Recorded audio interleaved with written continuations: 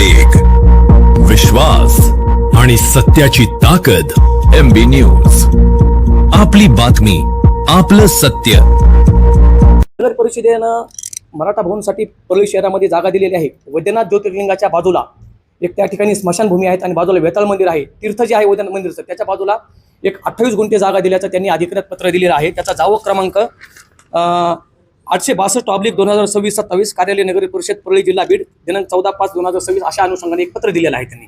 तर त्या पत्रामध्ये त्यांनी सांगितलेलं आहे की मी मराठा भवनसाठी 28 गुंठे जागा दिलेली आहे. पण ही बाब या ठिकाणी आंदोलनकर्ता म्हणून आणि एक कायद्याचा अभ्यासक वकील म्हणून माझ्या लक्षात आल्यानंतर मी तातडीनं सर्व कागदपत्र या ठिकाणी गोळा केले. मी तलाठीकडे 7/12 गोळा केल्या. नगर परिषदेतून सगळे सरकारी कागदपत्र काढल्यानंतर जमा केल्यानंतर माझ्या लक्षात आलं की ही नगर परिषद या ठिकाणी मराठा समाजाची फसवणूक केलेली आहे. महाराष्ट्र राज्याचे माजी मंत्री व परळी विधानसभेचे आमदार धनंजय मुंडे यांनी सांगितलं की मी धनंजय मुंडे अध्यक्ष असलेल्या नाथ प्रतिष्ठानच्या वतीनं ही जागा धनंजय मुंडेंनी मराठा भवनसाठी खरेदी करून घेतलेली आहे. परंतु उपलब्ध कागदपत्राच्या आधारे शहानिशा केली असता ही जागा परळी शहरातील वैद्यनाथ मंदिरच्या बाजूला असलेली गट नंबर 413 दत्तात्रय देवस्थानची ही जागा आहे. आणि ही जागा सगळ्यात महत्त्वाचं, ही जमीन गट नंबर 413 ही इनामी जमीन आहे, वर्ग 2ची जमीन आहे ही आणि त्याच्यात इतर हक्कामध्ये त्याचा शेरा नमूद आहे की ही जागा हस्तांतरण करता येत नाही परवानगीशिवाय. एवढी शोकांतिका असताना, एवढं हे गंभीर प्रकरण असताना महाराष्ट्र राज्याचे मुख्यमंत्री, आपल्या महाराष्ट्र राज्याचे माजी मंत्री धनंजय मुंडे यांच्या ताब्यात परळी नगर परिषद आहे. नगराध्यक्ष पद्मश्री धर्माधिकारी आहेत. ह्या दोन्ही संस्था त्यांच्या ताब्यात असताना त्यांनी सारासार मराठा समाजाची पद्धतशीरपणे फसवणूक केलेली आहे. आंदोलनकर्त्यामध्ये त्यांनी फूट पाडलेली आहे. सगळ्यात महत्त्वाचं, आगामी काळात लवकरात लवकर एक सकल मराठा समाज म्हणून व त्याचबरोबर सर्व मराठा समाजाचे कायदेशीर वकील बांधव म्हणून आम्ही छत्रपती संभाजी उच्च न्यायालयामध्ये, हायकोर्टामध्ये नाथ प्रतिष्ठानचे अध्यक्ष धनंजय मुंडे, नाथ प्रतिष्ठान व परळी नगर परिषद या सर्वांवरती या ठिकाणी फौजदारी गुन्हे दाखल करण्यासाठी व त्यांनी समाजाची फसवणूक केल्यामुळं त्यांच्यावर योग्य ती कायदेशीर कारवाई करण्यासाठी सकल मराठा समाजाची लवकरच राज्यव्यापी आम्ही बैठक घेणार आहोत व पुढील कारवाई आम्ही लवकरात लवकर करणार आहोत.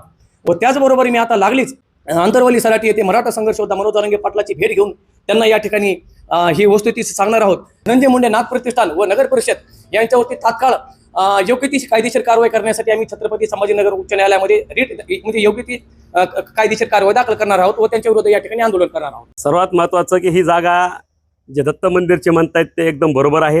ही जागा दत्त मंदिरची आहे, परंतु ही जागा दत्त मंदिरची आहे पण ही जागा कुठल्याच वापरातली नाही. आणि ही जागा दत्त मंदिरचे जे पुजारी आहेत गोस्वामी, त्यांनी ही जागा या ठिकाणी त्यांच्या कुठल्याही कामाला येत नसल्या कारणानं आणि सामाजिक उद्देशासाठी त्यांनी नाथ प्रतिष्ठानच्या माध्यमातून नगर परिषदेला देण्याचं या ठिकाणी त्यांनी ठरवलेलं आहे. आणि त्यांची संमती घेऊन, म्हणजे जे भोगवटदार आहेत ज्यांच्या ताब्यामध्ये ही जागा आहे त्यांची संमती आहे आणि हे त्यांची संमती असल्या कारणानं नगर परिषदेनं ही जागा संपादित करून नाथ प्रतिष्ठाननं या ठिकाणी मराठा भवनसाठी जे काही खर्च लागणार आहे या ठिकाणी मराठा भवन करण्यासाठी ते देण्याचा शब्द माजी मंत्री आमदार धनंजय मुंडे साहेबांनी या ठिकाणी मराठा समाजाला शब्द दिला. आता एखादी सामाजिक संस्था एखाद्या सामाजिक कामासाठी जर एखाद्या मराठा भवन सारखं वास्तू या ठिकाणी मराठा समाजातील तरुणांना एक चांगला लाभ घेण्यासाठी या ठिकाणी उभा करून देत असतील तर त्याचं आम्ही स्वागत केलेलं आहे आणि त्यांचे आभार मानलेले आहेत. आणि मग हे सर्व होत असताना या ठिकाणी आत्ताच मी ऐकलं की काही लोक पत्रकार परिषद घेतात आणि या ठिकाणी ही जागा घेता येत नाही, आम्ही कोर्टात जाऊ, आम्ही याचिका दाखल करू. अरे, देणारा खुश आहे, घेणारा खुश आहे. या ठिकाणी संबंधित दत्त मंदिराची कुठलीही तक्रार नाही किंवा या ठिकाणचे भोगवटदार म्हणून याचे जे मालकी ज्यांच्या ताब्यात आहे या जागेची ते गोस्वामी, त्यांचीही याच्यामध्ये कुठली तक्रार नाही, त्यांच्या नातेवाईकाची कुठली तक्रार नाही. मग ह्या ठिकाणी हे राजकारण काही लोक करतायत, पडदे आडून कोणाला तरी पुढं काढायचं आणि याच्यासाठी वावड्या उठवायच्या, अशा पद्धतीचं काम चालू आहे.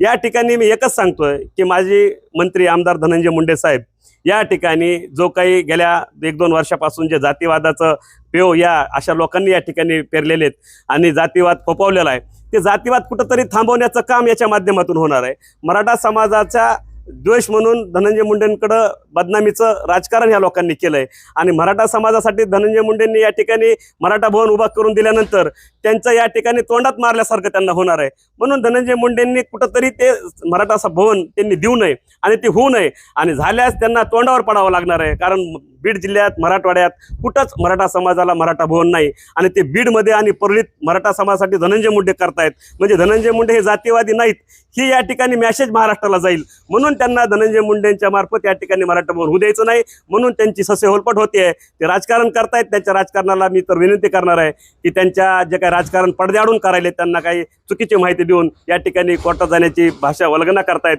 त्यांना माझी विनंती आहे की मराठा समाज या ठिकाणी उपेक्षित आहे. मराठा समाजातले तरुण या ठिकाणी बेकारीमध्ये फिरतायत. त्या मराठा भवनाच्या माध्यमातून अनेक तरुणांना चांगली दिशा या ठिकाणातून मिळणार आहे आणि एक चांगलं व्यासपीठ मराठा समाजाला इथं असणार आहे. म्हणून ह्याच्यात कुणी खोडा घालू नये एवढंच विनंती करतो. करता आलं तर चांगलं करावं, मग तर कुणी वाईट करू नये.